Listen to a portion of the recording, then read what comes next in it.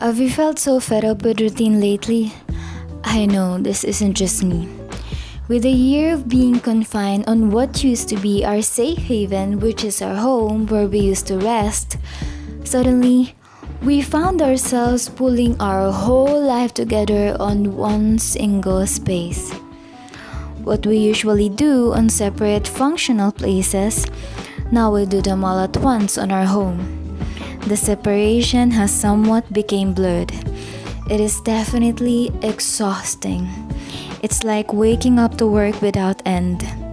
For me, at least, it drains up my productivity and all the motivation drive I've got. So, what do we do? How do we stay motivated being confined on a small space during this time of prolonged uncertainty? Okay, what I'm going to tell you is a game changer for me. The power is in our minds, our ability to imagine. I remember how big of a bookworm I used to be back on my high school years. And I wonder how just reading 24/7 and just staying all day, every day at my room was not a problem at all. But rather, it is something that I actually look forward to every day. I'm really amazed now that I think about it. What was the thing that used to keep me sane on a confined space? It's imagination. By reading a book, we can travel to different worlds without even moving a foot. Now, how can we apply it to our current situation today? All I can say is get up. What is your dream? Do it. Pick one small dream that you can picture yourself doing 5 years from now, 10 years from now. Recreate it. It doesn't have to be big. Think of what you can do now. Me? What do I want?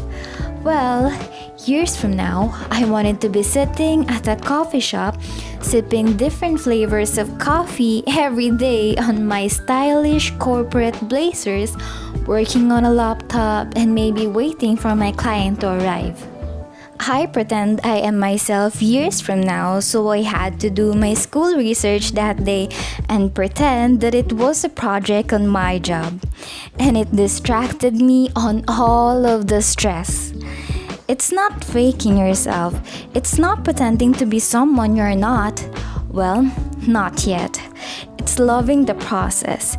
And that's it. I felt like this little voiceover became a mini podcast of its own. So now, let's enjoy the rest of the video. Okay guys, so now I'm going to the rooftop to watch the sunset. Tanggalin ko muna ito kasi wala naman tao. So, dapat kasama ko talaga si Jam ngayon. Shout out kay Jam. But, you know, things happen. And okay lang naman daw kasi rested na lang. So, now I'm just going to watch the sunset.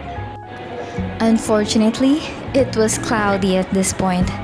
So since I didn't get to watch the sunset, I decided to challenge myself to set up self-timer and film myself alone at a public space. Oh, the things we do for content. It's really funny, but also I miss having to date myself, and so it really was a refreshing day for me.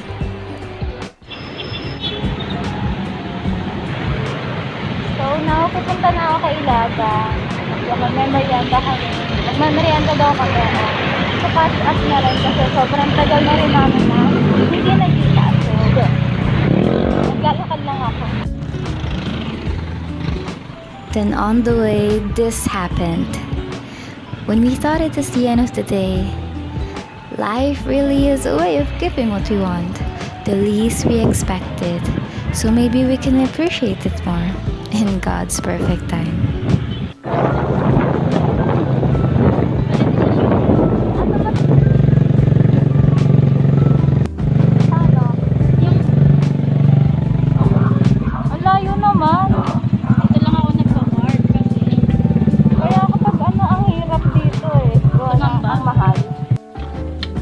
Thank you sa libre. Hi vlog, this is Uy, kausapin mo sila. Say something about yourself. Try type po kasi ako sa camera. Manawa. Kasi niya ilalagay mo. Pakagano. Asaga. Siyempre, ano kaya decision Hindi. ko? Manawagan ka na sa mga ex ko dyan. Ganun. Wala ako naging ex. Wala pa ako naging jowa. Matchy-matchy kami ng damit, kaso nag-fight na kasi siya. O, picture tayo. Diba nga? Tapos may nakatingin sa amin. Nahihiya na ako, berber. Ako, hindi na ako nahiya. Kanina. Makapal naman kasi talaga ito. Shy type ako. Hindi ko alam ba't ako nagbablog. You never know talaga. Hindi yung kapalar. Dati, kaya nga baka pag nag-McDo din ako. Pero ano, alam yun, Nakatulong siya. Oo.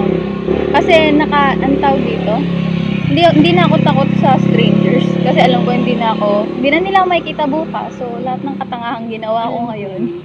Kaya ako din. Mas hindi na ako nahihiya sa strangers. Nahihiya na ako sa mga kilala ko. Kasi sila yung may alam ng kwento na. Oo, tsaka pwede nila ako i-judge. Kaya, for judgers. Kaya mga judgers, judge me. Okay lang!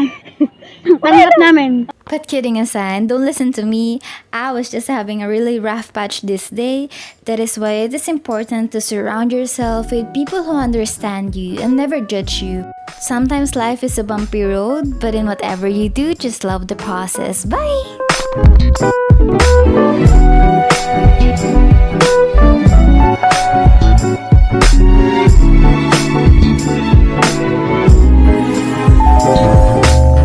오늘 밤은 유난히 추워 가만히 밤하늘을 떠다시 보고 있어